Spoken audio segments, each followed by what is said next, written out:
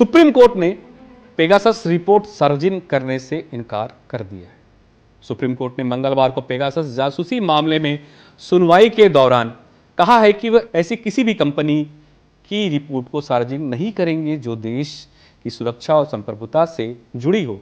हालांकि उन्होंने संकेत दिए हैं वे निजता के उल्लंघन की व्यक्तिगत आशंकाओं पर विचार कर सकते। जस्टिस एन कोटेश्वर सिंह की पीठ ने कहा है कि तकनीकी समिति की रिपोर्ट पर सड़कों पर चर्चा होनी चाहिए। अदालत ने कहा है कि इस बात की जांच करें कि किस हद तक तकनीकी समिति की रिपोर्ट को संबंधित व्यक्ति के साथ साझा किया जा सकता है। इसके बाद पीठ के इस मसले पर सुनवाई 30 जुलाई तक के लिए टाल दी है। क्या है मामला पेगासस? एक इजराइल सॉफ्टवेयर है जिसे मोबाइल फोन को हैक कर निगरानी करने के लिए इस्तेमाल किया जाता है। 2021 में कई मीडिया रिपोर्ट्स में दावा किया गया कि भारत के कई पत्रकारों, नेताओं और सामाजिक कार्यकर्ताओं के फोन की जासूसी की गई थी। इसके बाद सुप्रीम कोर्ट ने इस मामले की स्वतंत्र जांच के आदेश दिए थे। साल 2021 में सुप्रीम कोर्ट ने पेगासस मामले की जांच के लिए तकनीकी समिति और एक निगरानी समिति बनाई थी। तकनीकी समिति ने साइबर सुरक्षा, डिजिटल फॉरेंसिक और नेटवर्क विशेषज्ञ नवीन कुमार चौधरी, प्रभाहरण पी और अश्वनी अनिल गुमास्ते शामिल हैं। वहीं इस जांच की निगरानी पूर्व न्यायाधीश आर.वी. रविचंद्रन कर रहे हैं, जिनकी सहायता पूर्व आईपीएस अधिकारी आलोक जोशी, साइबर सुरक्षा विशेषज्ञ संदीप ओबेरॉय कर रहे हैं।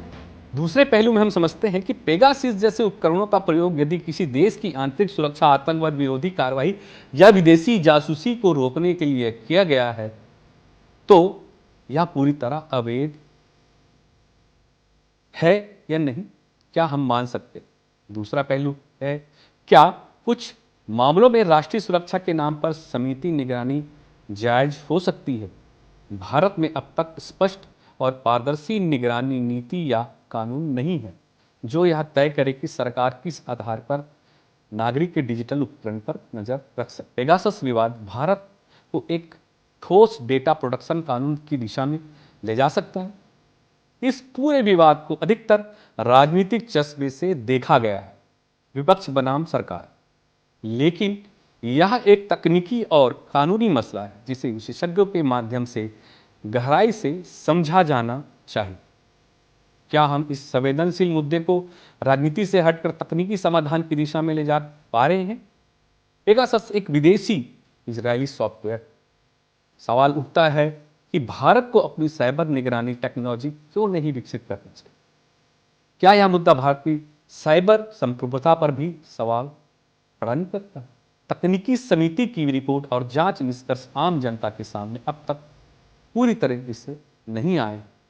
क्या यह सब कुछ केवल कुछ नाम उजागर करने तक ही सीमित रह जाएगा या इससे सरकारी जवाबदेही तय होगी?